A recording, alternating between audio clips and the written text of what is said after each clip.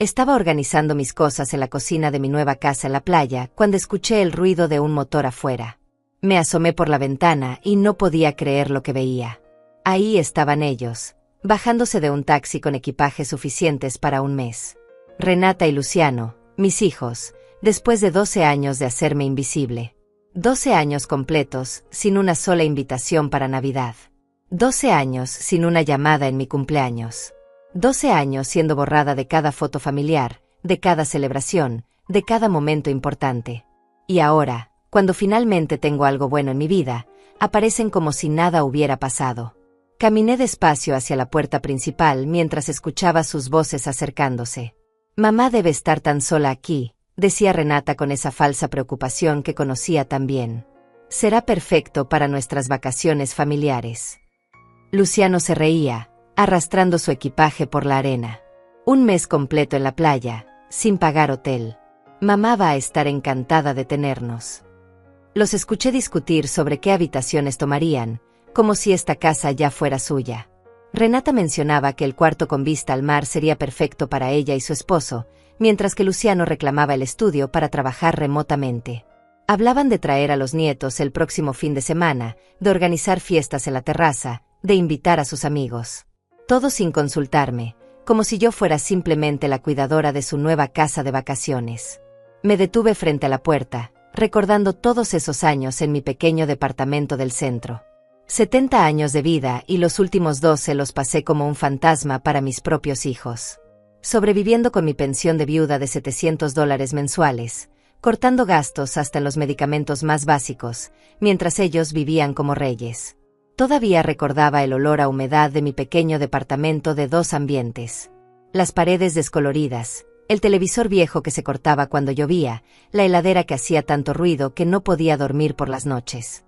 Cada mes era una batalla matemática. Si compraba los medicamentos para la presión, no podía comprar los suplementos de calcio. Si pagaba el gas completo, tenía que vivir a pan y té durante la última semana. Mientras tanto, veía las fotos que publicaban en redes sociales. Renata en restaurantes donde un solo plato costaba lo que yo gastaba en comida durante una semana entera. Luciano de vacaciones en Europa con su familia, gastando miles de dólares en hoteles de lujo. Sus hijos, mis nietos, con ropa de marca, juguetes caros, clases de piano e inglés que yo nunca podría haberles dado. Recordé perfectamente la última vez que me sintieron parte de la familia. Era la graduación de mi nieta mayor, la hija de Renata. Yo había ahorrado durante 6 meses completos, dejando de comprar carne y viviendo solo de arroz y lentejas, para comprarle un collar de perlas pequeño pero genuino. Cada dólar que no gasté en mí misma lo guardé para ese regalo especial. Llegué al evento vestida con mi mejor ropa, que ya tenía 10 años de uso.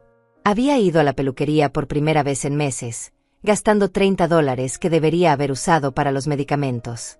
Busqué a mi familia entre la multitud de padres orgullosos y los encontré sentados en primera fila, justo donde deberían estar los familiares más cercanos.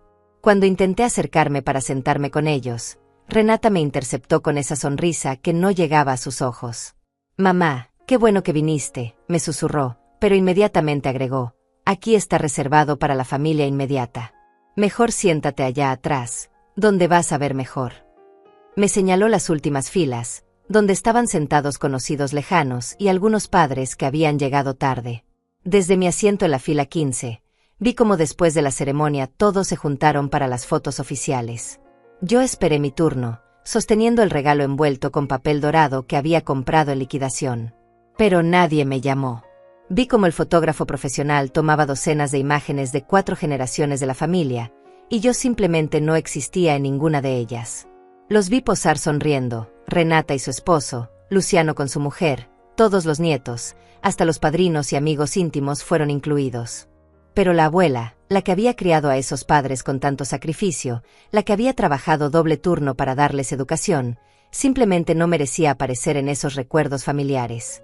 Cuando finalmente me acerqué para entregar el regalo, mi nieta apenas levantó la vista de su teléfono.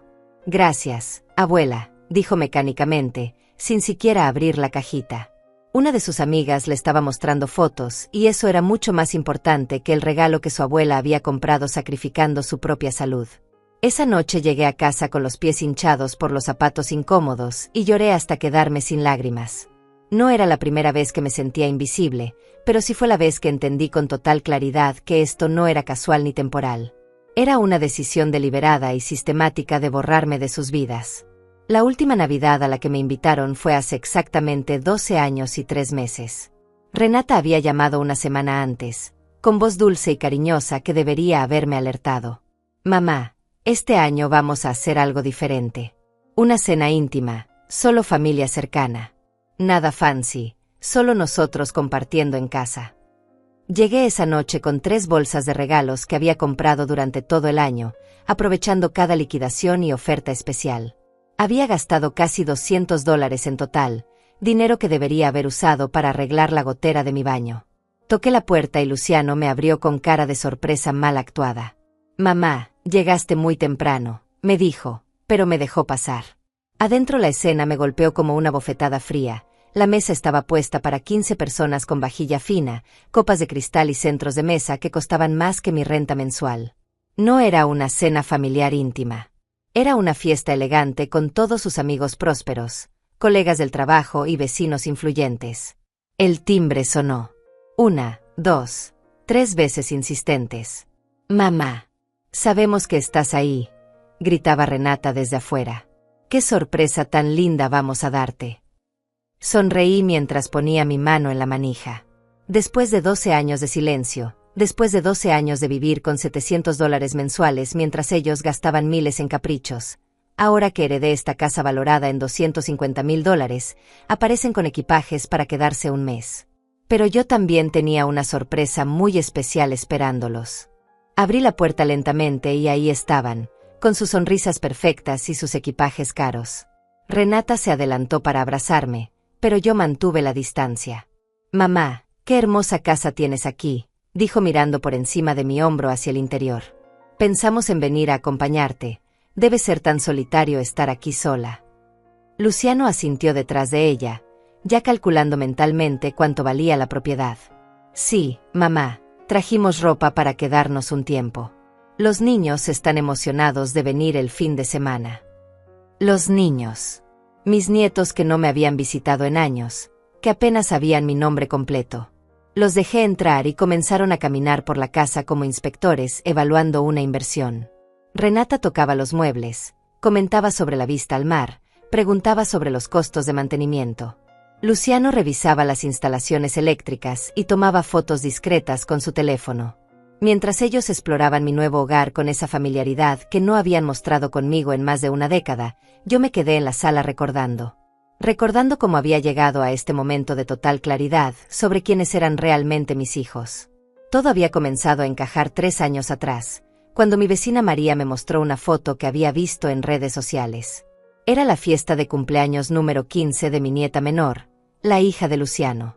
Una celebración enorme en un salón de eventos que debió costar miles de dólares. Mariachis, decoración temática, mesa de dulces gigante, DJ profesional. Más de 100 invitados celebrando a mi nieta, y yo ni siquiera sabía que era su cumpleaños. «Delia, ¿tú no fuiste a esta fiesta?», me preguntó María con genuina confusión. «Es tu nieta, ¿verdad?». Yo miré la foto durante largos minutos. Ahí estaban todos. Renata con vestido nuevo de diseñador, Luciano brindando con champagne, sus esposas luciendo joyas caras, los nietos mayores posando para selfies. Una familia completa y feliz. Una familia de la que yo había sido cuidadosamente removida. Esa noche llamé a Luciano. «Hijo, me enteré de que fue el cumpleaños de tu hija». Hubo un silencio incómodo del otro lado. «Ah, sí, mamá. Fue algo muy pequeño, muy informal. No quisimos molestarte». Molestarte. Como si celebrar a mi nieta fuera una molestia para mí. Después de esa llamada, comencé a prestar más atención. Comencé a notar patrones que antes había ignorado por amor maternal ciego. Las llamadas que duraban exactamente 3 minutos. Las visitas que siempre tenían una excusa para terminarse temprano. Las conversaciones que se cortaban abruptamente cuando yo entraba a una habitación. Recordé la Navidad de hace 5 años, cuando finalmente reuní el coraje de preguntarle directamente a Renata por qué no me habían invitado. «Mamá, Es que tu departamento está tan lejos del centro, había dicho evitando mi mirada. Y con tu problema de movilidad, pensamos que sería muy cansado para ti venir hasta acá. Mi problema de movilidad. Yo caminaba perfectamente bien. Tomaba 2 autobuses para llegar a su casa porque no tenía dinero para taxis, pero llegaba. Siempre había llegado cuando me necesitaban para cuidar a los niños cuando eran pequeños, para cocinar cuando estaban enfermos, para prestar dinero cuando tenían apuros económicos. Pero ahora que ya no me necesitaban como niñera gratuita, ahora que los nietos eran grandes y ya no requerían cuidados, yo me había vuelto un estorbo. Una anciana pobre que no encajaba en su nueva vida de clase media próspera. Renata salió de la cocina interrumpiendo mis pensamientos. Mamá, esta cocina es increíble. Debe haber costado una fortuna remodelarla. No había costado nada. La casa había llegado a mí completamente renovada, cortesía de la herencia de mi tía Esperanza, la hermana de mi difunto esposo que había emigrado a Estados Unidos hace 40 años y había hecho fortuna en bienes raíces. Los electrodomésticos son de primera marca, continuó Renata, abriendo la nevera como si ya fuera suya. Este refrigerador debe valer como $8,000. Luciano se acercó desde la terraza. Y la vista es espectacular. Esta propiedad debe estar valuada en más de $200,000 fácilmente. Los observé calcular, evaluar, planear. Era exactamente lo mismo que habían hecho cuando murió su padre hace 15 años. Llegaron al hospital no para consolarnos, sino para preguntar sobre seguros de vida y propiedades. Llegaron al funeral no para llorar conmigo, sino para discutir herencias que no existían. Mi esposo había muerto sin dejar prácticamente nada más que deudas médicas y una pequeña pensión para mí. Los vi desilusionarse cuando el abogado les explicó que no había bienes que repartir. Desde ese momento, las visitas se volvieron cada vez más espaciadas, hasta que prácticamente desaparecieron. Mamá, estábamos pensando, dijo Luciano sentándose en mi sofá nuevo como si fuera el dueño, que sería bueno que viniéramos seguido. Esta casa es demasiado grande para ti sola. Renata asintió vigorosamente. Sí, y nosotros podríamos ayudarte con el mantenimiento, con los gastos. Es mucha responsabilidad para una persona de tu edad. Ahí estaba. La misma estrategia que habían usado con la tía de mi difunto cuñado 3 años atrás. Convencerla de que era demasiado vieja para manejar sus propiedades, mudarse gradualmente a su casa, tomar control de sus finanzas y finalmente heredar todo cuando muriera. Yo había visto esa película antes. Recordé vívidamente la tarde que fui a visitar a esa tía, Vilma, en el asilo donde habían terminado internándola. Delia, me había susurrado con lágrimas en los ojos, me quitaron mi casa. Me dijeron que era por mi propio bien, que ya no podía cuidarme sola. Pero yo estaba bien, yo podía manejar mis cosas. Vilma había tenido una casa hermosa en el centro, perfectamente mantenida. Había vivido ahí durante 50 años. Pero sus sobrinos la convencieron de que necesitaba ayuda, se mudaron temporalmente para cuidarla, y 6 meses después ella estaba en un asilo mientras ellos vendían la propiedad y se repartían el dinero. Los sobrinos me visitan una vez al mes, había continuado Vilma, agarrando mi mano con desesperación. Una vez al mes, Delia. Después de quitarme todo lo que tenía. Murió 2 años después, completamente sola, mientras sus sobrinos vivían en casas compradas con su dinero. No iba a permitir que me pasara lo mismo. Es muy generoso de su parte querer ayudarme, les dije con la sonrisa más dulce que pude fabricar, pero creo que puedo manejar las cosas por mí misma por ahora. Renata intercambió una mirada rápida con Luciano. Era la misma mirada que intercambiaban cuando eran niños y estaban planeando alguna travesura. Pero mamá, insistió Renata, piénsalo bien. Los gastos de esta casa deben ser enormes. El impuesto predial, el mantenimiento, los servicios. Con tu pensión de $700 mensuales, debe ser muy difícil. ¿Cómo sabían exactamente cuánto era mi pensión si no habían mostrado interés en mis finanzas durante años? Luciano se levantó y comenzó a caminar por la sala, midiendo espacios con los ojos. Nosotros podríamos contribuir con los gastos, ayudarte a que esto sea más manejable financieramente. Contribuir. Como si fuera un favor que me estuvieran haciendo. En realidad, Lo que querían era establecer residencia legal en la propiedad, demostrar que estaban contribuyendo a los gastos, y gradualmente ir tomando control hasta que yo fuera solo una inquilina en mi propia casa. Después, cuando muriera, la propiedad sería de ellos por derecho de supervivencia. Era un plan brillante, realmente. Hacerse cargo de la anciana incapaz, demostrar a cualquier autoridad que eran hijos amorosos cumpliendo con su deber filial, y heredar una propiedad de $250,000,000. Todo legal, todo limpio, todo moralmente defendible desde afuera. Pero yo tenía una sorpresa para ellos. Una sorpresa que cambiaría completamente las reglas de este juego que creían estar ganando. Los observé durante los siguientes 20 minutos mientras inspeccionaban cada rincón de mi casa como tasadores profesionales. Renata tomaba fotos discretas de los acabados, mientras Luciano revisaba las ventanas y comentaba sobre la calidad de la construcción. Hablaban entre ellos en voz baja, usando esa jerga técnica que habían aprendido viendo programas de bienes raíces. La estructura está en perfecto estado, murmuró Luciano examinando las vigas del techo. Y esta ubicación frente al mar debe aumentar el valor año tras año. Renata asintió mientras calculaba algo en su teléfono. Con el desarrollo turístico que están planeando para esta zona, en 5 años esta propiedad puede llegar a valer $400,000 fácilmente. Me senté en mi silla favorita, la mecedora que había traído de mi antiguo departamento, y dejé que la realidad se asentara completamente en mi mente. Durante 12 años había vivido engañándome, inventando excusas para justificar su ausencia, culpándome por no ser suficientemente interesante o útil para merecer su tiempo. Había pasado incontables noches despierta preguntándome qué había hecho mal como madre. Revisaba cada conversación, cada momento de su infancia, buscando el error fatal que había causado que mis propios hijos me abandonen en mi vejez. Me convencía de que era mi culpa por ser demasiado demandante, demasiado necesitada, demasiado pobre para encajar en su nueva vida. Pero observándolos ahora, viendo cómo evaluaban mi hogar como buitre sobre una carroña, entendí que nunca había sido sobre mí. Era sobre el dinero. Siempre había sido sobre el dinero. Recordé con total claridad el día que Renata me había sugerido que vendiera mi departamento del centro. Mamá, ese lugar se está deteriorando. Estarías mejor en un hogar para ancianos, donde te cuiden apropiadamente. Un hogar para ancianos que costaba $1,200 mensuales, exactamente $500 más de lo que recibía de pensión. Nosotros podríamos ayudarte con la diferencia, había dicho con esa generosidad falsa que ahora reconocía perfectamente. Y el dinero de la venta de tu departamento podría quedarse invertido para tu futuro. Invertido. ¿Bajo la administración de quién? Nunca lo especificó. Mi departamento valía $60,000 en ese momento. Dinero que, según el plan de Renata, debería haber quedado bajo su control mientras yo vivía en un asilo subsidiado por ellos. Dinero que automáticamente se convertiría en su herencia cuando yo muriera, ya que ellos habrían demostrado ser mis cuidadores financieros. Rechacé la propuesta, por supuesto.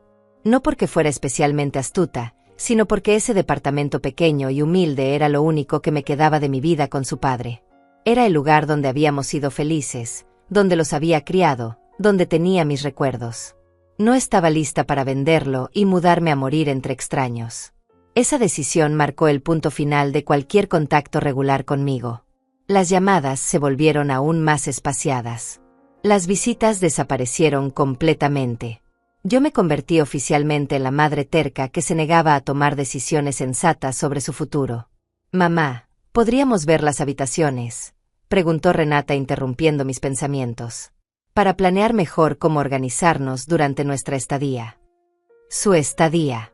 Como si ya fuera un hecho consumado que se quedarían aquí el tiempo que quisieran. Los guié por el pasillo hacia las 3 habitaciones de la casa.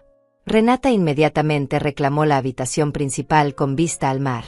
Esta será perfecta para Esteban y para mí, declaró abriendo las cortinas para evaluar la vista.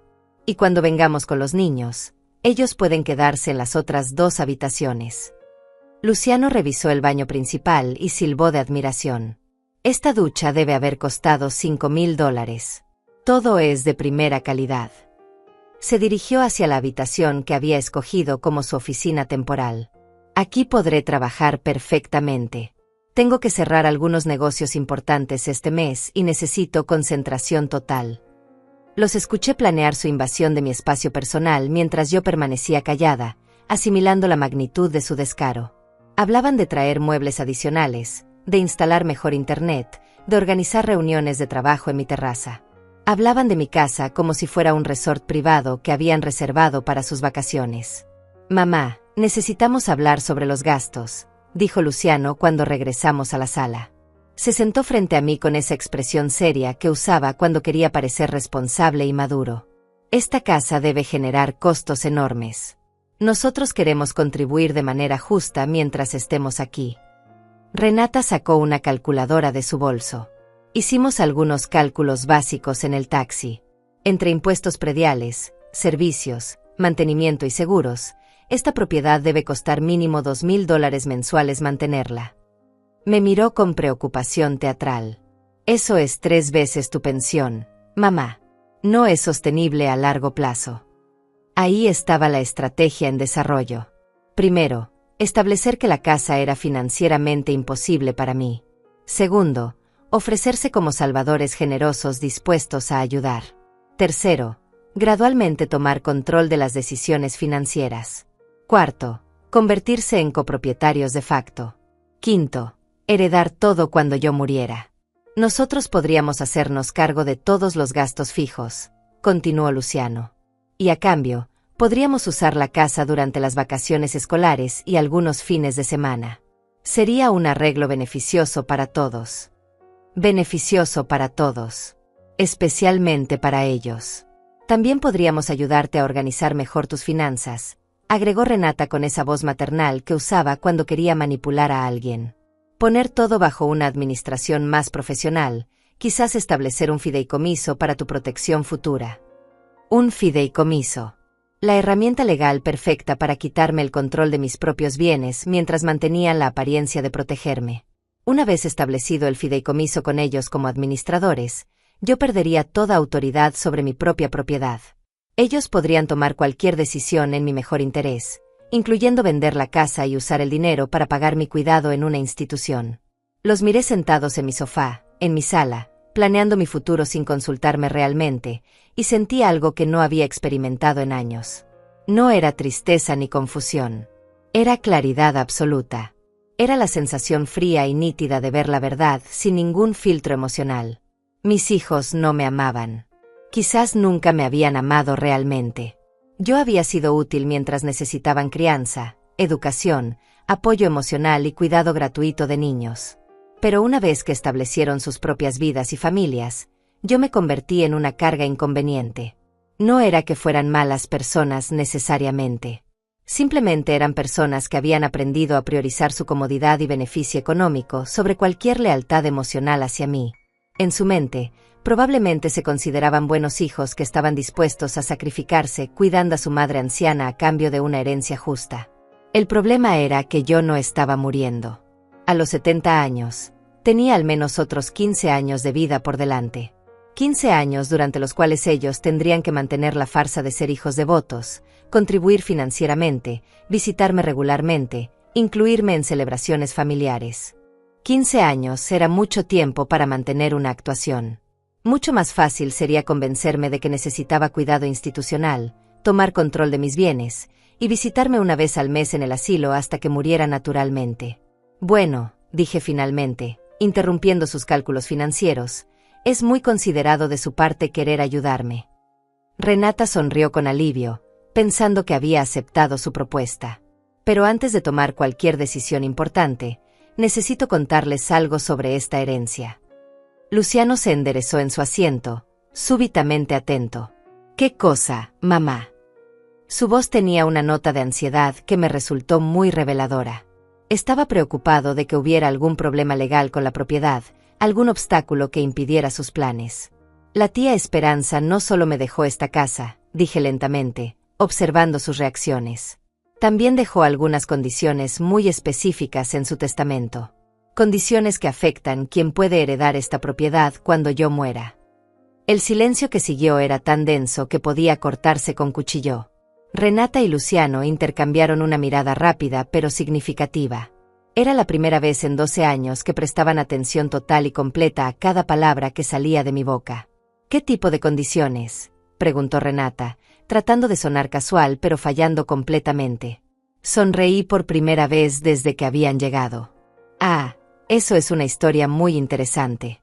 Una historia que involucra algunas sorpresas que creo que deberían conocer. ¿Qué tipo de condiciones?, preguntó Renata, y pude ver cómo se tensaba imperceptiblemente en el sofá. Luciano se inclinó hacia adelante, con esa expresión que ponía cuando algo no estaba saliendo según sus planes. De repente, yo tenía toda su atención. Por primera vez en 12 años, mis palabras importaban. Bueno, dije acomodándome en mi mecedora, la tía Esperanza era una mujer muy sabia. Vivió lo suficiente para ver cómo algunas familias se destruyen por la codicia. Hice una pausa deliberada, observando cómo procesaban esta información. Por eso estableció ciertas protecciones en su testamento. El timbre sonó interrumpiendo el momento. Renata y Luciano se miraron confundidos. ¿Esperas a alguien, mamá?, preguntó Luciano con una nota de irritación en la voz, molesto por la interrupción en una conversación tan crucial para sus intereses. Me levanté lentamente. Debe ser Ignacio. Le pedí que viniera hoy. Caminé hacia la puerta mientras escuchaba sus susurros nerviosos detrás de mí. No sabían quién era Ignacio, pero el hecho de que yo hubiera planificado una visita sin consultarles claramente los incomodaba. Abrí la puerta y ahí estaba él. Ignacio Mesa, un hombre de unos 55 años, vestido con un traje sencillo pero elegante, cargando un maletín de cuero que había visto mejores días. Sus ojos grises tenían esa expresión seria que desarrollan las personas que han dedicado su vida a desentrañar verdades incómodas. Señora Godínez, me saludó con una inclinación respetuosa de cabeza. Llegué exactamente a tiempo, como acordamos. Su voz tenía un acento que no pude identificar completamente, pero su español era perfecto. Ignacio, pasa por favor, le dije abriéndole la puerta. Mis hijos llegaron de sorpresa hoy. ¡Qué casualidad tan interesante! Él asintió como si hubiera esperado exactamente esto. Cuando entramos a la sala, Renata y Luciano se pusieron de pie automáticamente. Había algo en la presencia de Ignacio que comandaba respeto involuntario. No era intimidante, pero tenía esa autoridad silenciosa que desarrollan los profesionales que manejan información importante. Renata, Luciano, dije con la voz más neutra que pude lograr, les presento a Ignacio Mesa. Él es investigador privado y abogado especializado en derecho sucesorio. Las palabras investigador privado cayeron en la habitación como piedras en un estanque silencioso. Luciano fue el primero en recuperarse del shock. Mucho gusto, dijo extendiendo la mano, pero su voz sonaba tensa. ¿Investigador privado? Mamá, ¿hay algún problema con la herencia? La preocupación en su tono era genuina, pero no por mí. Era preocupación por sus planes. Ignacio estrechó la mano de ambos con la cortesía profesional de alguien que había estudiado cuidadosamente a estas personas antes de conocerlas en persona. Es un placer conocerlos finalmente, dijo con una sonrisa que no llegaba completamente a sus ojos. Su madre me ha contratado para investigar algunos aspectos muy interesantes de su situación familiar. Renata palideció visiblemente. ¿Nuestra situación familiar? No entiendo, mamá. ¿Por qué necesitarías un investigador? Su voz tenía esa nota aguda que aparecía cuando estaba nerviosa o culpable. Me senté nuevamente en mi mecedora, sintiendo por primera vez en años que tenía control de una situación que involucraba a mis hijos. Siéntense, por favor. Ignacio tiene algunas cosas muy interesantes que contarnos. Ignacio abrió su maletín con movimientos precisos y sacó una carpeta gruesa llena de documentos.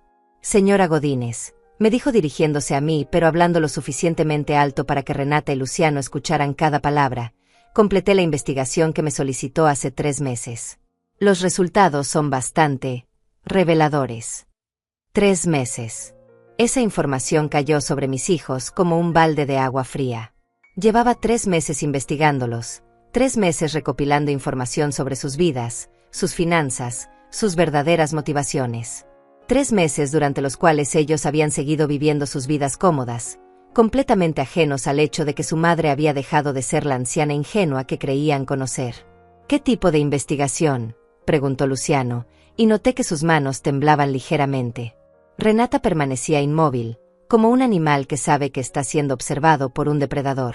Ignacio consultó sus notas.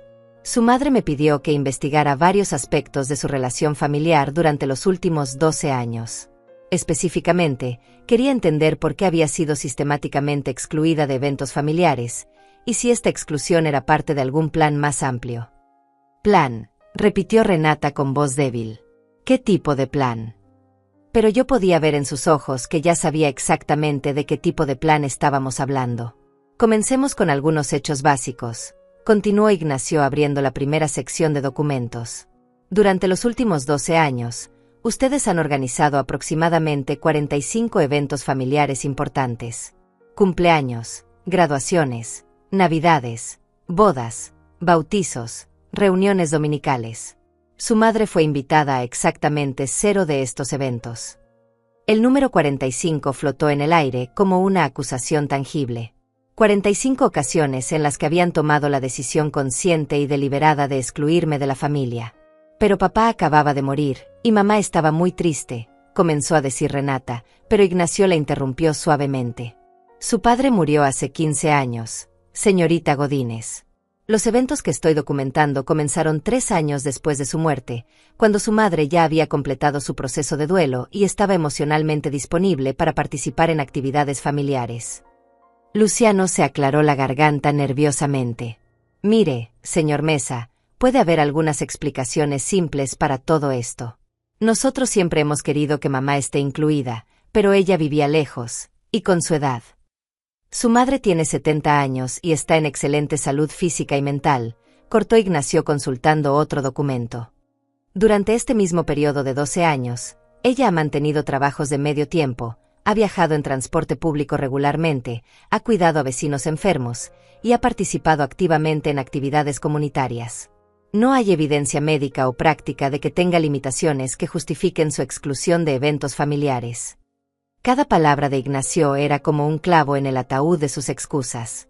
Había documentado meticulosamente cada mentira, cada justificación falsa, cada pretexto que habían usado para mantenerme alejada. Además, continuó, durante este periodo ustedes han tenido gastos familiares documentados por un total aproximado de $230,000 en eventos sociales. Bodas que costaron $40,000, fiestas de graduación de $15,000, vacaciones familiares de $20,000. Su madre, viviendo con una pensión de $700 mensuales, obviamente no podía contribuir financieramente a este estilo de vida. Ahí estaba. La verdad cruda y matemática. Yo había sido excluida porque era pobre. Porque no podía contribuir a sus celebraciones caras y mi presencia les recordaba a sus amigos prósperos que venían de orígenes humildes. Eso no es justo, protestó Renata, pero su voz sonaba hueca. Nunca se trató del dinero. Mamá siempre fue bienvenida. Ignacio sacó una grabadora pequeña de su maletín. Le gustaría escuchar algunas conversaciones que logré documentar. La pregunta era retórica. Ya estaba presionando el botón de reproducción. La primera voz que salió de la grabadora fue la de Renata, clara e inconfundible. No podemos invitar a mamá a la boda de Patricia. Va a llegar con esa ropa vieja y va a avergonzarnos frente a toda la gente de Esteban.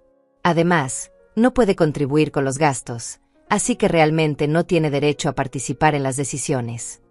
El silencio en la habitación era ensordecedor. Renata se veía como si quisiera desaparecer, mientras Luciano miraba fijamente el piso. La grabadora continuó con la voz de Luciano. Renata tiene razón. Mamá no entiende nuestro estilo de vida ahora. Es mejor mantenerla separada de nuestros círculos sociales. Total, ella está cómoda en su departamento viendo televisión. Ignacio detuvo la grabación y me miró. Tengo aproximadamente 4 horas de material similar, documentando conversaciones donde planifican específicamente excluirla de eventos familiares basándose en consideraciones económicas y sociales. Mis hijos permanecían mudos, atrapados en sus propias palabras, expuestos completamente. No había manera de negar, justificar o reinterpretar lo que acababan de escuchar. Sus propias voces los habían condenado. Pero eso no es todo, dijo Ignacio pasando a otra sección de documentos. La investigación también reveló algo mucho más perturbador sobre sus planes futuros respecto a los bienes de su madre. Ignacio consultó una nueva sección de documentos mientras mis hijos permanecían petrificados en el sofá. La última grabación había eliminado cualquier posibilidad de negación o justificación. Sus propias voces los habían traicionado completamente. Los planes futuros, continuó Ignacio con voz profesional, son particularmente interesantes desde una perspectiva legal. Sacó varios documentos y los dispuso sobre la mesa de centro como un detective presentando evidencia en un caso criminal. «¿Qué planes?», murmuró Luciano, pero su voz sonaba derrotada. Ya sabía que habían sido descubiertos, pero aún no comprendía la magnitud completa de lo que Ignacio había desenterrado. «Comencemos con la consulta legal que ustedes realizaron hace 8 meses con el abogado Marco Chávez», dijo Ignacio leyendo de sus notas. «Específicamente sobre procedimientos para declarar incapacidad mental de un adulto mayor y obtener tutela legal sobre sus bienes». Renata ahogó un grito involuntario. Luciano cerró los ojos como si eso pudiera hacer desaparecer la realidad de lo que estaba escuchando. «Según los registros que obtuve del despacho del señor Chávez», continuó Ignacio implacablemente, «ustedes consultaron sobre los pasos necesarios para demostrar que una persona de 70 años era mentalmente incompetente para manejar sus propios asuntos financieros». «Eso fue solo una consulta preventiva», tartamudeó Renata. «En caso de que mamá desarrollara demencia o algo así en el futuro». Pero incluso mientras hablaba, podía ver que sabía cómo sonaban sus palabras. Ignacio sacó una grabadora diferente. «¿Le gustaría escuchar la grabación de esa consulta legal?» El señor Chávez, muy profesionalmente, graba todas sus consultas para protegerse legalmente. Presionó el botón y la voz de Luciano llenó la habitación. «Necesitamos saber qué se requiere para demostrar que nuestra madre no puede tomar decisiones financieras responsables. Ella se niega a vender su departamento y mudarse a un lugar más apropiado para su edad. Es terca y toma malas decisiones». La voz del abogado respondía: «Para obtener tutela involuntaria, necesitarían evidencia médica de incapacidad mental, testimonios de comportamiento irresponsable, y demostrar que la persona representa un peligro para sí misma financieramente». Entonces se escuchó la voz de Renata: «¿Y si heredara propiedades significativas? Eso cambiaría el proceso». La respuesta del abogado era clara: si una persona incapacitada hereda bienes sustanciales, la tutela se vuelve más urgente. Los tutores tendrían la responsabilidad de proteger esos activos, incluyendo la autoridad para vender propiedades si es necesario para el cuidado del pupilo. Ignacio detuvo la grabación. El silencio que siguió era tan denso que parecía sólido. Mis hijos habían sido atrapados no solo excluyéndome de la familia, sino planificando activamente quitarme mi autonomía legal y robar mis bienes. Esa consulta fue hace 8 meses, observé en voz alta. 4 meses antes de que yo recibiera la herencia de la tía Esperanza. Los miré directamente a los ojos por primera vez desde que habían llegado. ¿Cómo sabían que iba a heredar algo? Luciano abrió la boca, pero no salió sonido alguno. Renata se había puesto completamente pálida, como si toda la sangre hubiera drenado de su rostro. «Ah, esa es otra parte muy interesante de la investigación», dijo Ignacio pasando a otra sección de documentos. «Resulta que ustedes habían estado monitoreando la salud de Esperanza Godínez durante más de 2 años. Sacó fotografías y registros telefónicos. Llamadas regulares al asilo donde vivía la señora Esperanza. Consultas con el personal médico sobre su condición. Incluso visitaron a un abogado especializado en testamentos para preguntarle sobre los procedimientos de herencia cuando alguien muere sin hijos directos. Esperanza no tenía hijos», continuó, «pero tenía sobrinos políticos. Según la ley, si ella moría sin testamento, sus bienes se distribuirían entre los familiares más cercanos del lado de su difunto esposo. Eso incluía a la viuda de su sobrino, su madre». La imagen se volvía cada vez más clara y siniestra. Mis hijos habían estado esperando que la tía Esperanza muriera para que yo heredara, planeando desde el principio cómo quitarme esa herencia a través de un proceso de tutela legal. Pero había un problema con su plan, dijo Ignacio con la primera sonrisa genuina que había mostrado desde su llegada. La señora Esperanza sí dejó testamento. Un testamento muy específico y muy bien pensado. Renata y Luciano se enderezaron súbitamente, como marionetas jaladas por cuerdas invisibles. Esta era información nueva, algo que no habían anticipado en sus cálculos. El testamento de Esperanza Godínez, continuó Ignacio sacando un documento oficial, no solo le deja esta propiedad a su madre. También incluye cláusulas muy específicas sobre qué pasa con la herencia bajo ciertas circunstancias. ¿Qué tipo de cláusulas?, preguntó Luciano con voz estrangulada. Cláusula primera: si la heredera principal, Delia Godínez, es declarada mental o legalmente incompetente por cualquier familiar dentro de los 5 años posteriores a recibir la herencia, la propiedad será transferida automáticamente a una fundación benéfica, no a los familiares que iniciaron el proceso de incapacitación. El color desapareció completamente de los rostros de mis hijos. Su plan perfecto no solo había sido anticipado, sino saboteado desde la tumba por una mujer que nunca habían conocido pero que los había comprendido perfectamente. Cláusula segunda, continuó Ignacio: si la heredera principal es presionada, manipulada o coaccionada para vender la propiedad o transferir su control a familiares, y esto puede ser demostrado legalmente, la transferencia será nula y la propiedad pasará igualmente a la fundación benéfica.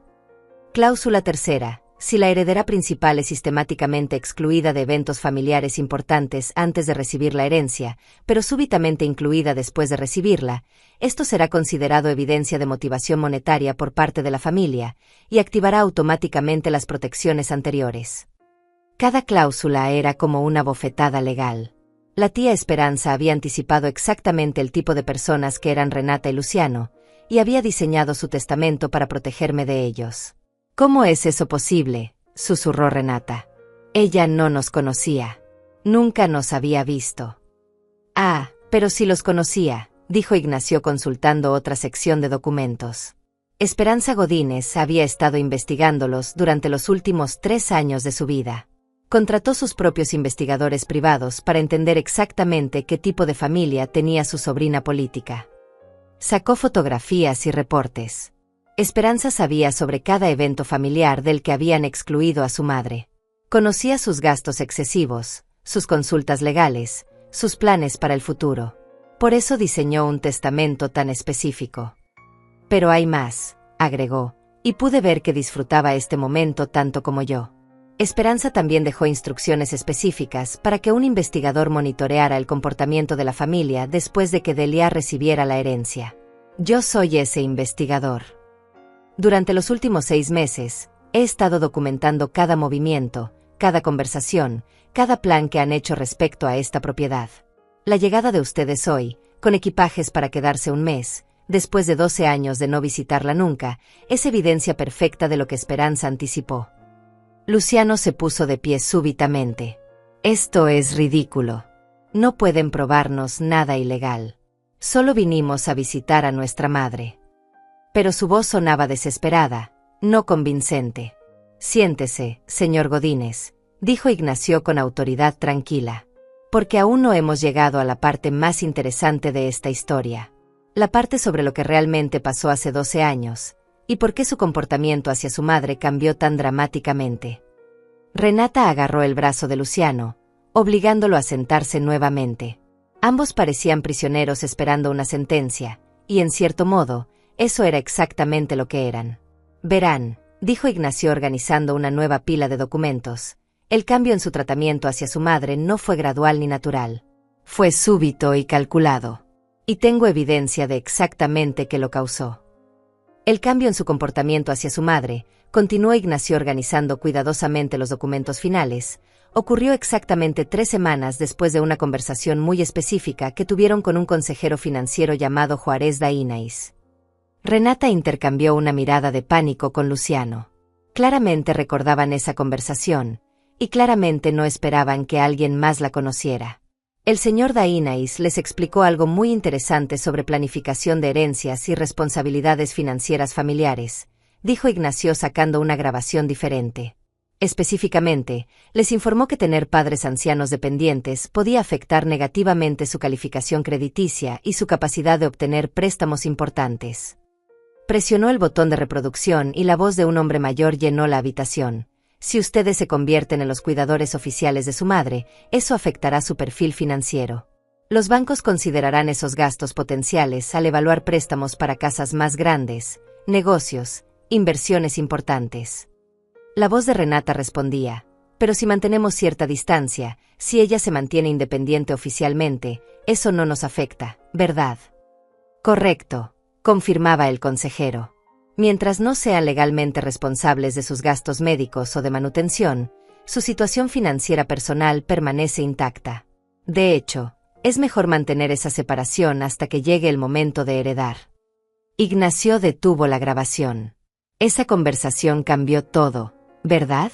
De repente se dieron cuenta de que tener una madre dependiente era un pasivo financiero, no solo una responsabilidad emocional. Eso no significa que dejáramos de amarla, protestó Luciano débilmente, pero las palabras sonaban huecas incluso para él. ¿Amor?, repetí, y por primera vez desde que habían llegado, dejé que mi dolor se convirtiera en algo más fuerte. ¿Ustedes llaman amor a 12 años de silencio? ¿Llaman amor a planear declararme mentalmente incompetente? ¿Llaman amor a aparecer aquí con equipajes el mismo día que descubren que tengo una propiedad valiosa? Ignacio consultó sus notas finales. Después de esa consulta con Dainais, el patrón de exclusión comenzó inmediatamente. Pero no fue solo negligencia. Fue una estrategia deliberada de distanciamiento diseñada para proteger sus intereses financieros mientras mantenían la posibilidad de heredar en el futuro. Sacó fotografías y documentos bancarios. Durante estos 12 años, ustedes han usado el dinero que habrían gastado en incluir a su madre en eventos familiares para otras inversiones. Calculé aproximadamente $8,000 anuales que ahorraron al no tener que cubrir sus gastos en restaurantes, regalos, viajes familiares, ropa apropiada para eventos sociales. $8,000 multiplicado por 12 años son $96,000, continuó. Dinero que invirtieron en mejoras a sus casas, educación privada para sus hijos, y un fondo que destinaron específicamente para gastos legales futuros relacionados con el cuidado de ancianos. La frialdad matemática de sus cálculos era devastadora. Habían cuantificado exactamente cuánto dinero valía mi exclusión de sus vidas. Pero la parte más perturbadora, dijo Ignacio mirándolos directamente, es que documentaron todo esto. Llevaron registros precisos de cuánto dinero ahorraban manteniéndola alejada, justificándolo como planificación financiera responsable para el futuro de sus propias familias. Renata comenzó a llorar silenciosamente. No eran lágrimas de arrepentimiento, sino de frustración por haber sido atrapada. Luciano simplemente miraba el piso, derrotado. Ahora entiendo por qué llegaron hoy con equipajes para un mes, dije levantándome de mi mecedora. No vinieron a visitarme. Vinieron a establecer residencia, a demostrar que son hijos devotos que cuidan de su madre anciana. Vinieron a ejecutar la siguiente fase de su plan de 12 años. Mamá, por favor, comenzó a decir Renata, pero la interrumpí. ¿Por favor qué? ¿Por favor olvide 12 años de cumpleaños solos? ¿Por favor ignore que planearon declararme loca para robar mi herencia? Por favor actúe como si nada hubiera pasado ahora que tengo algo que ustedes quieren. Me dirigí hacia la cocina, necesitando un momento para procesar todo lo que había escuchado. Aunque había contratado a Ignacio y sabía que la verdad sería dolorosa, escuchar la evidencia completa de su traición era abrumador.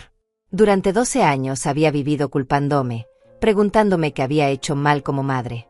Había revisado cada conversación, cada momento de su infancia, buscando el error que había causado que me abandonaran. Me había convencido de que era mi culpa por ser demasiado pobre, demasiado simple, demasiado inadecuada para su nueva vida próspera.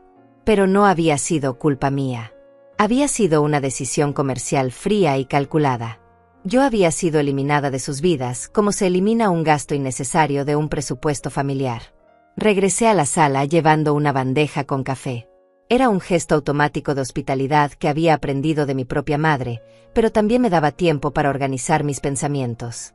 Ignacio, dije sirviéndole una taza, ¿qué recomiendas legalmente en esta situación? Mi voz sonaba más calmada de lo que me sentía por dentro. Las opciones son claras, respondió aceptando el café. Pueden intentar contestar las acusaciones y explicar su comportamiento, aunque la evidencia es bastante concluyente. O pueden reconocer lo que han hecho y discutir cómo proceder de aquí en adelante. Renata se enderezó súbitamente.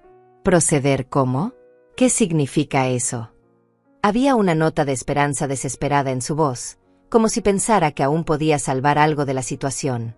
Significa, dije sentándome nuevamente, que tienen que decidir si quieren seguir siendo mis hijos o si prefieren continuar siendo extraños que comparten mi apellido. Por supuesto que queremos ser tus hijos, dijo Luciano rápidamente. Todo esto es un malentendido terrible. Podemos arreglarlo, podemos ser una familia otra vez. Los miré durante un largo momento. 12 años de silencio, 12 años de planes calculados, 12 años de verme como un obstáculo financiero, y ahora querían ser familia otra vez porque había algo que ganar.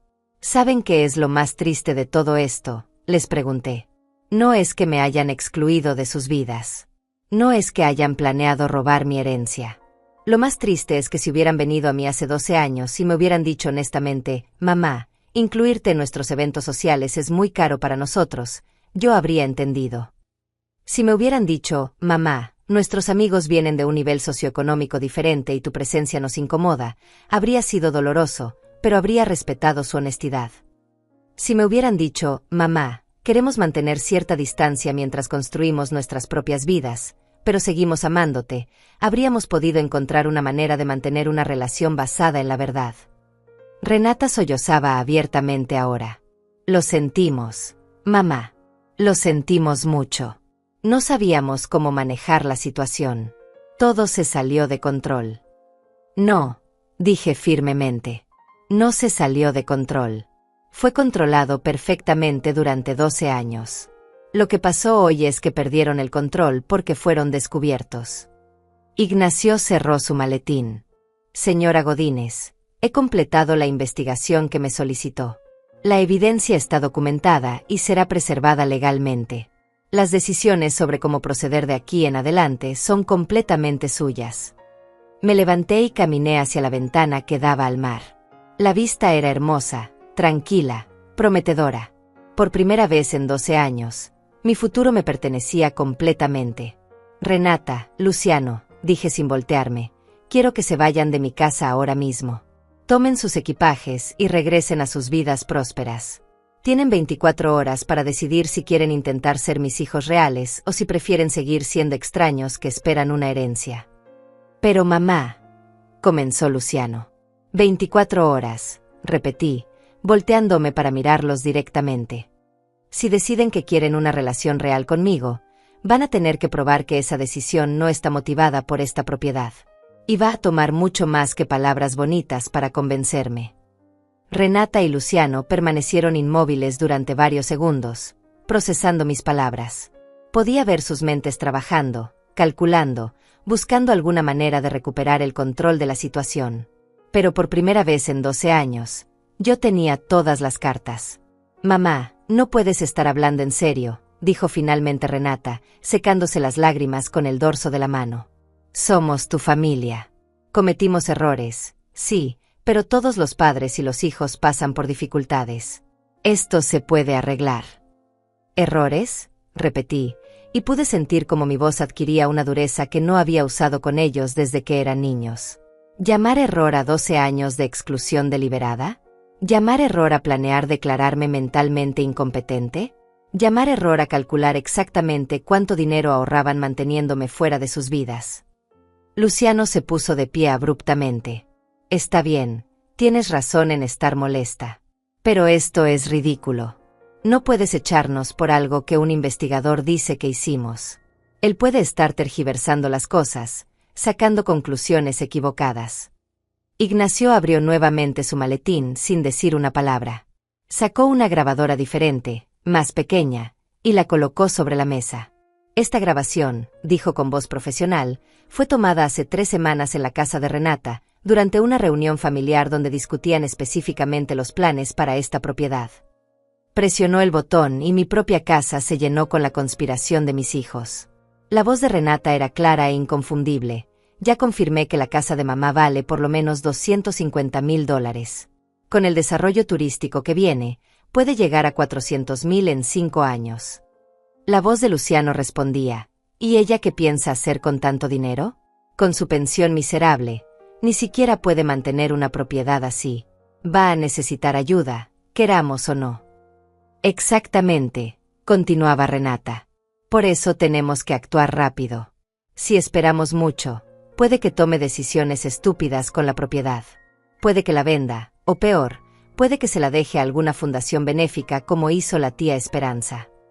Entonces escuchó una tercera voz, que reconocí como la esposa de Luciano, y si no quiere que se involucren en sus decisiones. Por eso tenemos que hacerlo gradualmente, explicaba Luciano. Primero nos mudamos temporalmente para ayudarla. Después demostramos que no puede manejar los gastos sola. Después, cuando esté más dependiente de nosotros, podemos tomar control legal de la situación. La grabación continuaba con detalles específicos sobre cómo planeaban manipular mi dependencia emocional, cómo iban a documentar cualquier signo de confusión o olvido como evidencia de incapacidad mental, y cómo habían consultado con 3 abogados diferentes sobre los procedimientos de tutela. La parte que más me gusta, se escuchaba decir a Renata con una risa que me heló la sangre, es que después de 12 años de no tener que lidiar con sus dramas y sus necesidades emocionales, ahora podemos aparecer como los hijos heroicos que vinieron a rescatar a su madre anciana. Ignacio detuvo la grabación. El silencio que siguió era tan denso que podía sentirlo presionando contra mis oídos. Mis hijos no solo habían planeado robarme, se habían reído de mí. Habían celebrado su inteligencia por mantenerme alejada durante 12 años, y habían festejado la oportunidad de fingir ser hijos devotos para obtener mi propiedad. Esa conversación fue grabada por su cuñada Patricia, explicó Ignacio mirando directamente a Luciano. Aparentemente, ella no estaba cómoda con el plan y decidió documentarlo por protección legal propia. Luciano palideció aún más si eso era posible. Patricia nos traicionó. Ella estaba de acuerdo con todo. Ella también iba a beneficiarse. Patricia, continuó Ignacio, también me proporcionó copias de los documentos que ustedes habían preparado. Contratos de arrendamiento preparados para que su madre firmara, otorgándoles derechos legales sobre la propiedad. Documentos de poder legal que habían redactado para que firmara en un momento de vulnerabilidad emocional. Incluso habían contactado a un geriatra para que evaluara su competencia mental. Sacó todos estos documentos y los desplegó sobre la mesa como evidencia en un juicio. Cada papel representaba otro nivel de traición, otra capa de manipulación que habían planeado usar contra mí. Todo estaba listo, dijo Ignacio. Solo necesitaban que su madre firmara algunos papeles durante un momento emocional, quizás después de hacerla sentir culpable por ser una carga financiera, o después de convencerla de que necesitaba ayuda para manejar una propiedad tan cara.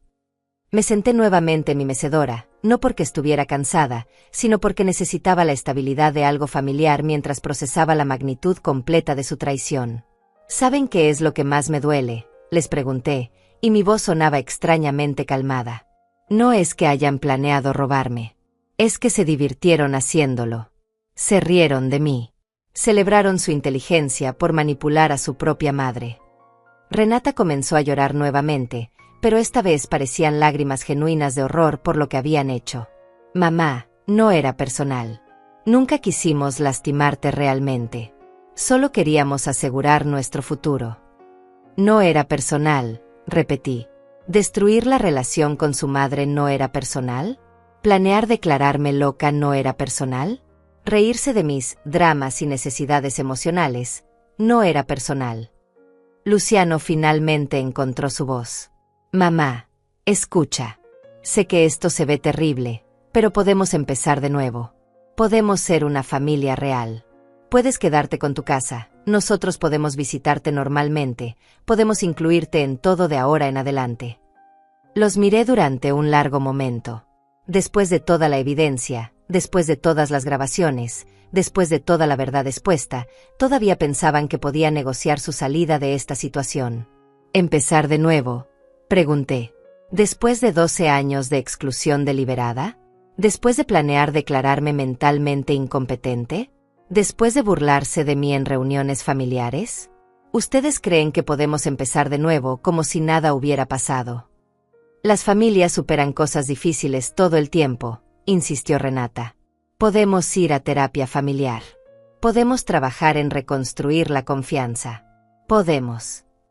No, dije con una finalidad que me sorprendió a mí misma. No podemos. Porque esto no fue una pelea familiar o un malentendido. Esto fue una campaña de 12 años para borrarme de sus vidas mientras planeaban robar mi herencia futura. Me levanté y caminé hacia donde habían dejado sus equipajes junto a la puerta. Quiero que se vayan ahora mismo. Y quiero que entiendan algo muy claramente, la relación que teníamos, cualquier relación que teníamos, murió el día que decidieron que yo era demasiado pobre y demasiado embarazosa para ser parte de su nueva vida próspera. Mamá, por favor, suplicó Luciano. Podemos compensarte por todo. Podemos darte dinero mensual, podemos incluirte en todo de ahora en adelante. Podemos hacer que valga la pena. Hacer que valga la pena, repetí. ¿Ustedes creen que su amor es algo que se puede comprar? ¿Creen que 12 años de soledad y humillación se pueden compensar con dinero e invitaciones falsas ahora que tengo algo que ustedes quieren? Ignacio guardó todos los documentos en su maletín. Señora Godínez, ¿quiere que proceda con las acciones legales que discutimos? Renata y Luciano lo miraron con terror. Claramente no sabían qué acciones legales habíamos discutido, pero podían imaginar que no serían favorables para ellos. Todavía no, respondí. Primero quiero darles la oportunidad de irse con dignidad.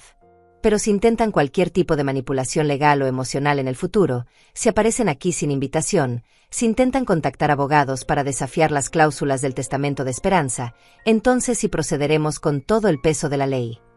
Caminé hacia la puerta y la abrí. 24 horas. Repetí.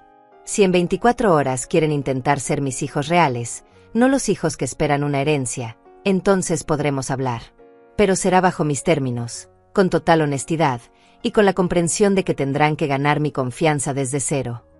Renata y Luciano tomaron sus equipajes lentamente, como condenados caminando hacia su ejecución. En la puerta, Renata se volteó una última vez. Mamá, te amamos. Siempre te hemos amado. Solo, cometimos errores terribles. Los miré a los ojos, estos hijos que había criado con tanto sacrificio, que había amado incondicionalmente, que había extrañado desesperadamente durante 12 años de silencio. Si me hubieran amado, dije finalmente, nada de esto habría pasado. Y cerré la puerta. Después de que se fueron, me quedé de pie junto a la puerta cerrada durante varios minutos, escuchando el sonido del motor del taxi que se alejaba. Era un sonido final, como el punto al final de una oración muy larga que había estado escribiéndose durante 12 años. Ignacio guardaba silenciosamente sus documentos, respetando mi necesidad de procesar lo que acababa de suceder. Cuando finalmente me volteé hacia él, vi comprensión genuina en sus ojos. No era la primera vez que había sido testigo de la destrucción de una familia por la codicia. ¿Se siente mejor ahora que sabe la verdad?, me preguntó con gentileza. No lo sé, respondí honestamente. Duele tanto como pensé que dolería, pero de una manera diferente. Durante 12 años pensé que era mi culpa. Ahora sé que nunca lo fue, pero eso no hace que el dolor desaparezca. Solo lo convierte en un tipo diferente de dolor.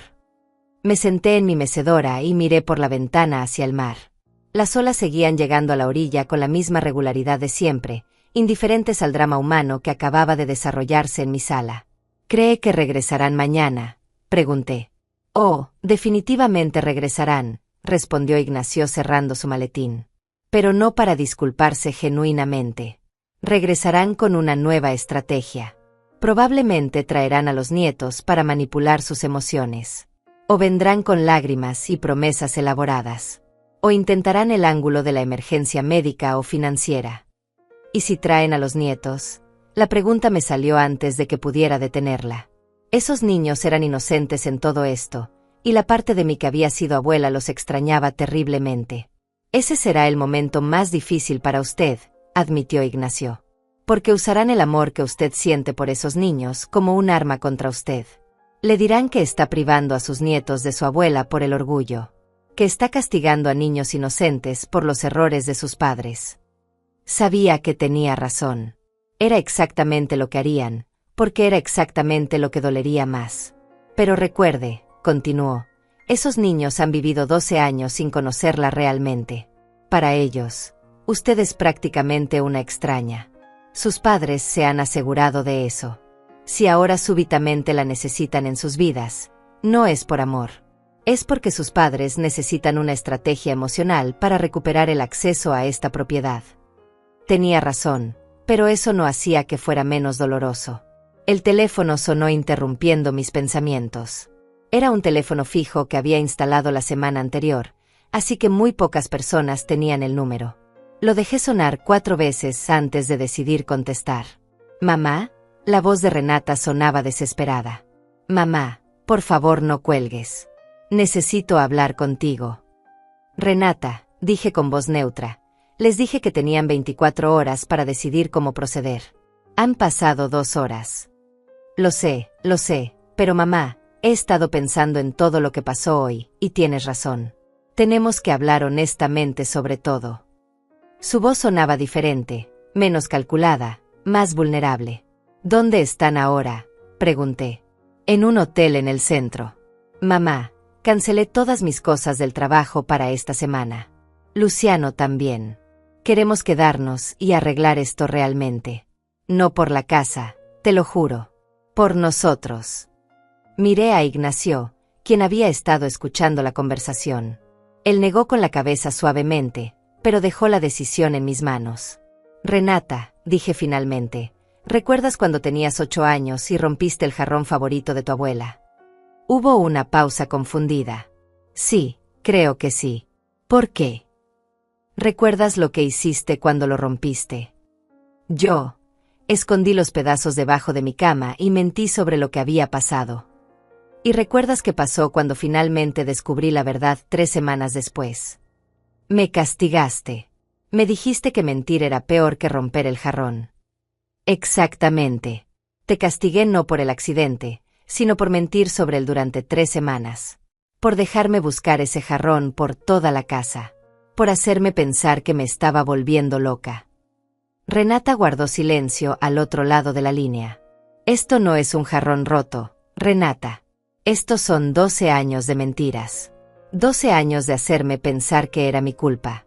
12 años de planear en secreto cómo robar mi herencia futura. No se arregla con una disculpa y una promesa de portarse mejor. Entonces no hay nada que podamos hacer. Su voz se quebró genuinamente. Mañana a las 3 de la tarde, dije después de un largo momento, pueden venir a hablar. Pero van a seguir mis reglas. Nada de lágrimas dramáticas. Nada de promesas grandiosas. Nada de traer a los nietos para manipular mis emociones. Solo honestidad total sobre lo que hicieron y por qué lo hicieron. ¿Y si somos totalmente honestos? ¿Si admitimos todo sin excusas? ¿Entonces qué? Entonces podremos discutir si es posible reconstruir algún tipo de relación. Pero será una relación diferente. No voy a volver a ser la abuela que pueden ignorar cuando les conviene y usar cuando les sirve. Colgué el teléfono antes de que pudiera responder. ¿Cree que fue la decisión correcta?, le pregunté a Ignacio. No hay decisiones correctas o incorrectas en situaciones como esta, respondió. Solo hay decisiones que usted puede vivir con ellas. Puede vivir con darles una oportunidad más. Puedo vivir con darles una oportunidad de ser honestos por primera vez en 12 años, dije. Pero también puedo vivir con cerrar esa puerta para siempre si desperdician esa oportunidad. Ignacio asintió y se dirigió hacia la puerta. Estaré disponible mañana si me necesita. Y señora Godínez, lo que hizo hoy requirió mucho coraje. Muchas personas en su situación habrían elegido fingir que nada había pasado con tal de tener a su familia de vuelta. Después de que se fue, me quedé sola en mi casa nueva, rodeada del silencio del mar. Era un silencio diferente al silencio de mi departamento viejo. Ese había sido el silencio de la soledad forzada, de la exclusión, de esperar llamadas que nunca llegaban. Este era el silencio de la elección. El silencio de una mujer que finalmente tenía control sobre su propia vida. Caminé por mi casa, tocando los muebles nuevos, admirando la vista al mar, sintiendo por primera vez en años que este espacio me pertenecía completamente. No era solo un lugar donde vivía. Era mi hogar, protegido legalmente contra cualquier intento de quitármelo. Esa noche cociné para mí sola por primera vez en mi casa nueva. Una cena simple pero satisfactoria, comida sin prisa, sin la ansiedad constante que había marcado mis comidas durante 12 años. No había nadie más para quien cocinar, pero tampoco había nadie cuya aprobación necesitara. Mientras lavaba los platos, pensé en los años que tenía por delante. A los 70 años, con buena salud y una casa pagada, tenía la oportunidad de construir una vida nueva. Una vida basada en relaciones genuinas, no en obligaciones familiares falsas o manipulación emocional. Quizás mis hijos encontrarían la manera de ser honestos mañana. Quizás podríamos construir algo nuevo sobre los escombros de lo que había sido destruido. O quizás no. Pero por primera vez en 12 años, mi felicidad no dependía de esa decisión. El teléfono sonó nuevamente cerca de las 10 de la noche. Esta vez era Luciano. Mamá, solo quería decirte que tienes razón. En todo. Y que mañana vamos a ser completamente honestos contigo, aunque eso signifique que nos odies para siempre. No los odio, dije sorprendiéndome a mí misma por la verdad de esas palabras. Estoy profundamente decepcionada. Estoy herida. Estoy furiosa. Pero no los odio. Eso significa que hay esperanza. Significa que mañana descubriremos si ustedes son capaces de ser las personas que pensé que había criado, o si van a seguir siendo las personas en las que se convirtieron. Después de colgar, me senté en mi terraza mirando las estrellas reflejándose en el agua oscura. Mañana sería otro día difícil. Pero hoy había sido el día en que finalmente recuperé mi dignidad. Y eso, decidí, era suficiente por ahora. Al día siguiente, a las 3 en punto exactamente, sonó el timbre. Los había estado observando desde la ventana durante los últimos 10 minutos mientras caminaba nerviosamente por la playa frente a mi casa, claramente ensayando lo que iban a decir. Cuando abrí la puerta, se veían diferentes. Renata tenía los ojos hinchados, como si hubiera llorado toda la noche. Luciano parecía haber envejecido 10 años en 24 horas. Ninguno de los dos llevaba equipajes esta vez. Puntualidad, observé. Es un buen comienzo.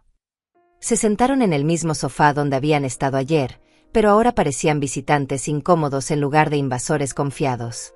El cambio en la dinámica era palpable. Antes de que digan cualquier cosa, comencé, quiero establecer las reglas de esta conversación. Primera regla, nada de excusas. No quiero escuchar sobre presiones sociales, problemas financieros, malos consejos, o cualquier otra justificación. Segunda regla, responsabilidad total. Quiero escuchar exactamente lo que hicieron y por qué lo hicieron, sin minimizar nada. Tercera regla, nada de promesas sobre el futuro hasta que hayamos terminado de discutir el pasado. Ambos asintieron silenciosamente. ¿Quién quiere empezar?, pregunté. Renata tomó una respiración profunda. Yo empecé todo, dijo con voz quebrada. Después de que papá murió y no quedó herencia, me sentí engañada. Como si hubiéramos cuidado de ustedes toda la vida y no tuviéramos nada que mostrar por ello. Continúa, dije sin ofrecer consuelo ni juicio. Cuando conocí a Esteban y vi cómo vivía su familia, me avergoncé de nuestros orígenes. De tu departamento pequeño, de tu ropa modesta, de que no pudieras contribuir financieramente a eventos sociales. Las lágrimas comenzaron a caer, pero su voz permaneció firme.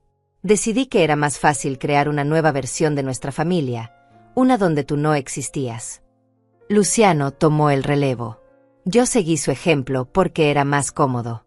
No tenía que explicar por qué mi madre vivía con $700 mensuales cuando yo acababa de comprar una casa de $200,000. No tenía que sentirme culpable por no ayudarte financieramente cuando gastaba más en un fin de semana de lo que tú tenías en un mes. ¿Y los planes para declararme mentalmente incompetente?, pregunté directamente. Renata cerró los ojos como si las palabras le causaran dolor físico. Eso fue idea mía también. Cuando supimos que ibas a heredar la casa, me aterroricé pensando que podrías hacer algo irresponsable con el dinero, como donarlo a caridad o algo así. Pensé que si teníamos control legal sobre tus decisiones, podríamos proteger la herencia para la familia. Para ustedes, corregí. Podían proteger la herencia para ustedes. Sí, admitió. Para nosotros. Los miré durante un largo momento. Y se sienten orgullosos de las personas en las que se convirtieron. No, respondió Luciano inmediatamente. Me siento asqueado de mí mismo. Ayer en la noche no pude dormir pensando en cómo te debiste haber sentido todos esos años. Pensando en todos los cumpleaños que pasaste sola mientras nosotros celebrábamos con gente que ni siquiera nos importa realmente. ¿Qué los cambió?, pregunté. ¿Qué los hizo decidir que querían intentar arreglar esto? Renata se limpió los ojos. Anoche le conté a mi hija mayor todo lo que había pasado. Todo. Le dije que habíamos excluido a su abuela durante 12 años porque éramos unos snobs egoístas. Su voz se quebró completamente. ¿Sabes lo que me dijo? Esperé en silencio. Me dijo que ahora entendía por qué nosotros somos tan superficiales con ella también. Que ahora entendía por qué siempre estamos preocupados por las apariencias y el dinero. Me preguntó si cuando ella sea vieja, nosotros también la vamos a descartar si no encaja en nuestras vidas perfectas. El silencio que siguió era denso con implicaciones. Sus propios hijos habían reconocido el patrón de comportamiento que habían aprendido de sus padres. ¿Y eso los asustó?, pregunté. Me aterrorizó, admitió Renata. Porque me di cuenta de que no solo había perdido a mi madre. Había enseñado a mis hijos que el amor es condicional, que la familia es desechable cuando se vuelve inconveniente. Luciano se enderezó en su asiento. Mamá, sabemos que no hay excusa para lo que hicimos. Sabemos que 12 años de daño no se arreglan con una conversación. Pero queremos intentar ser mejores personas. No por la herencia, no por quedar bien, sino porque finalmente entendemos lo que perdimos. ¿Qué perdieron?, les pregunté. Te perdimos a ti, dijo Renata simplemente. Perdimos a la mujer que nos crió, que nos amó incondicionalmente, que habría dado cualquier cosa por nosotros. La cambiamos por la aprobación de extraños y por una comodidad que al final no nos hizo más felices. Me levanté y caminé hacia la ventana. Durante 12 años había soñado con este momento, con escucharlos admitir lo que habían hecho y pedirme perdón. Pero ahora que estaba sucediendo, me di cuenta de que el perdón no era algo que podía dar instantáneamente solo porque finalmente habían dicho las palabras correctas. ¿Saben cuál es la parte más difícil de todo esto?, les pregunté sin voltearme. No es que me hayan lastimado. Es que me hicieron dudar de mi propia realidad durante 12 años. Me convencí de que era mi culpa, de que era demasiado demandante, demasiado pobre, demasiado aburrida para merecer su amor. Lo sentimos, susurró Luciano. Lo sentimos tanto. ¿Saben lo que significó para mí descubrir la verdad ayer?, continué. Significó entender que no estaba loca. Que mi instinto de que algo estaba mal era correcto. Que no era una madre defectuosa que había fallado en criar hijos cariñosos. Me volteé para mirarlos. Pero también significó aceptar que los hijos que crié, los hijos que amé, ya no existen. Fueron reemplazados por extraños que comparten su ADN pero no sus valores. ¿Eso significa que no hay esperanza?, preguntó Renata con voz pequeña. Significa que tendríamos que empezar completamente de nuevo, dije regresando a mi mecedora. No como madre e hijos, sino como personas que se están conociendo por primera vez. Personas que tienen que ganar la confianza y el respeto de las otras personas. Estamos dispuestos a hacer eso, dijo Luciano rápidamente. ¿Están dispuestos a hacerlo sin ninguna garantía de que funcione?, pregunté.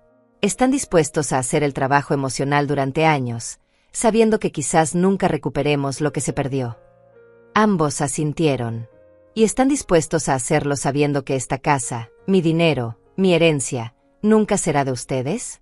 Que no importa cuánto tiempo inviertan en reconstruir nuestra relación, no van a heredar nada automáticamente. Renata vaciló por un momento, y pude ver la lucha interna en sus ojos. Pero finalmente asintió. Sí, porque me di cuenta de que prefiero tener una madre viva que me respete, a una herencia de una madre muerta que me odiaba. Muy bien, dije después de un largo momento. Entonces estas son mis condiciones. Primera, van a ir a terapia familiar, no conmigo, sino entre ustedes y sus propios hijos. Necesitan arreglar el daño que han causado en su propia familia antes de que puedan arreglar el daño conmigo. Segunda, van a tomar clases de manejo financiero y van a crear presupuestos reales para sus familias. Quiero que entiendan el valor del dinero antes de que vuelvan a tomar decisiones basadas en la codicia. Tercera, van a hacer trabajo voluntario durante 6 meses en un asilo o centro de cuidado para ancianos. Quiero que vean de primera mano lo que significa ser viejo y vulnerable en una sociedad que descarta a las personas mayores. Cuarta, van a escribirme una carta cada semana durante un año. No cartas pidiendo perdón, sino cartas contándome quiénes son realmente, qué están aprendiendo, cómo están cambiando. Quiero conocer a las personas en las que se están convirtiendo. Y quinta, después de un año de cumplir con estas condiciones, si ambos queremos intentarlo, podremos empezar a construir una relación nueva. Lentamente, con honestidad total, sin expectativas. Se miraron el uno al otro, procesando la magnitud de lo que les estaba pidiendo. ¿Y si no podemos cumplir con alguna de estas condiciones?, preguntó Luciano. Entonces sabremos que no estaban realmente listos para cambiar, respondí. Y podrán seguir con sus vidas sabiendo que al menos lo intentaron. Renata se puso de pie. Mamá, vamos a hacer todo eso. Todo. Te lo prometo. No me prometas nada, dije levantándome también. Solo háganlo. Las promesas de ustedes han perdido todo su valor para mí. Los acompañé hasta la puerta. En el umbral, Luciano se volteó una última vez. ¿Te veremos durante este año?, preguntó. Si cumplen con las condiciones que establecí, tal vez nos crucemos ocasionalmente en actividades de voluntariado, dije. Pero no va a haber cenas familiares, no va a haber celebraciones, no va a haber pretender que somos una familia feliz mientras ustedes trabajan en convertirse en mejores personas. Después de que se fueron, me senté en mi terraza con una taza de café, mirando el sol ponerse sobre el mar. No sabía si volverían. No sabía si cumplirían con mis condiciones. No sabía si alguna vez podríamos reconstruir algo parecido a una relación madre-hijos. Pero por primera vez en 12 años, eso estaba bien. Había recuperado mi dignidad. Había recuperado mi poder. Había recuperado la certeza de que merecía amor genuino, no manipulación disfrazada de afecto familiar. El teléfono sonó interrumpiendo mis pensamientos. Esta vez era mi vecina Clara, invitándome a cenar con su familia mañana. Me encantaría, respondí, y me di cuenta de que lo decía en serio. Mientras colgaba, pensé en todas las relaciones genuinas que podía construir en los años que tenía por delante. Amistades reales, basadas en afecto mutuo y respeto. Contribuciones a mi comunidad que importaran. Una vida construida sobre mis propios términos. Y quizás, solo quizás, algún día mis hijos encontrarían la manera de merecer un lugar en esa vida nueva. Pero si no lo hacían, estaría bien también. Porque finalmente había aprendido la lección más importante de todas, que el amor propio no es egoísmo, es supervivencia. Y después de 70 años de vida, finalmente había elegido sobrevivir.